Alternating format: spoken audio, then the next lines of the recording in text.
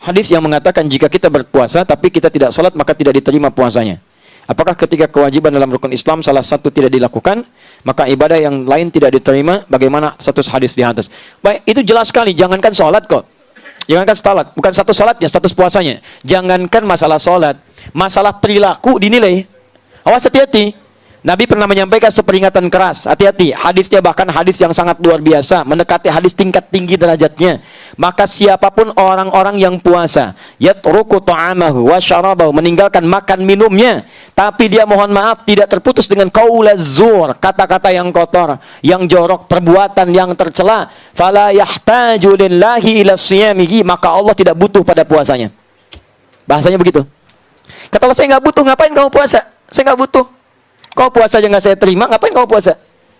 Ya, jadi kalau masih ada orang puasa senang mencuri, ada orang puasa senang mencela, ya itu kata Nabi, Allah nggak butuh pada puasanya. Yang seperti itu ngapain puasa? Allah nggak butuh pada puasanya. Ini bahasa yang sangat tegas sekali. Sarkas, bahasa yang sangat tinggi. Artinya jangan coba-coba menyandingkan puasa dengan maksiat. Anda puasa itu fungsinya menutup maksiat. Awas, puasa fungsinya menutup maksiat. Jadi kalau ada orang puasa masih mengerjakan maksiat, ada yang salah dalam puasanya.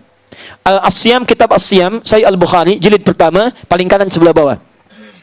Qala Rasulullah sallallahu alaihi wasallam an Abi Hurairah radhiyallahu ta'ala anhu qala Rasulullah sallallahu alaihi wasallam, hadis riwayat sahabat Abu Hurairah semoga Allah meridai kepada beliau menyampaikan Rasulullah SAW pernah bersabda, lihat kalimatnya, asyamu junnatun, puasa yang benar itu akan memberikan perisai dari kemaksiatan.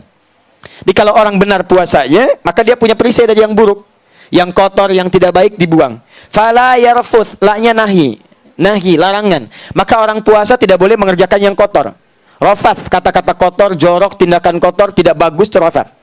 Awas, hati-hati. Begitu dikerjakan tidak ada nilai puasanya. Ini saya kasih tahu ya. Ini bahaya nih. Puasa itu ada yang namanya mubtilat, yang membatalkan langsung. Ada yang mufsidat, yang merusak. Kadang-kadang orang sangat care dengan yang ini, tapi abai dengan yang ini. Ini paling bahaya. Yang ini membatalkan langsung, makan, minum. Baik, kumur-kumur membatalkan tidak? Tidak, tapi kalau kumur-kumur pakai sirup, batal puasa. Ini ya. Telan misalnya kan, nah ini batal. Jelas, selesai. Yang ini nih yang nggak kadang-kadang nggak disadari, merusak. Gibah, mencela, ini merusak dan mengurangi peluang pahala puasa. Lihat, kalau ini 100%, Anda misalnya makan, ya, ini batal puasa, jelas hilang 100. Yang ini yang bahaya. Misal, gibah, 50% pahala hilang. Mencela, 50% hilang. Menuduh, 50% lagi. Awas, hati-hati. Awas, hati-hati. Setelah itu misalnya, mohon maaf, berdusta, 25% misal. 50, 100, tambah 75, minus 75. Anda bukan cuma kehilangan puasanya, tapi Anda menghadirkan dosa 75%.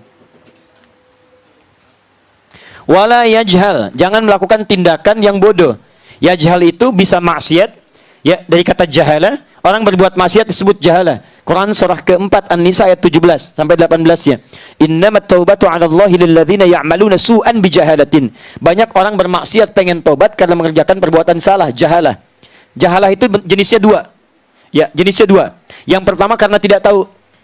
Dia tidak tahu kalau menikmati gosip itu dosa. Tidak tahu, diberitahu, kamu tinggalkan. Itu jahalah. Yang kedua, sudah tahu salah, dikerjakan. Ya, awas, hati-hati, es batu ditiupin.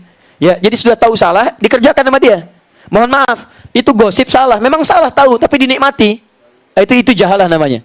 Yang kedua, jahalah itu artinya tidak terkait dengan maksiat yang tidak diketahui, tapi perbuatan dosa sih enggak. Cuman menurunkan kehormatan sehingga menyebabkan orang lain berdosa. Misal, Fikri berapa tahun kemarin usianya? 7 tahun. Dia punya sepeda, misalnya sepeda Fikri, sepeda 7 tahun. Tiba-tiba bapaknya, Pak Teddy, pakai sepedanya Fikri. Keliling hamba pakai sepeda Fikri, titik belakang. Orang dosa sih enggak, cuman orang heran, itu siapa? Gitu kan?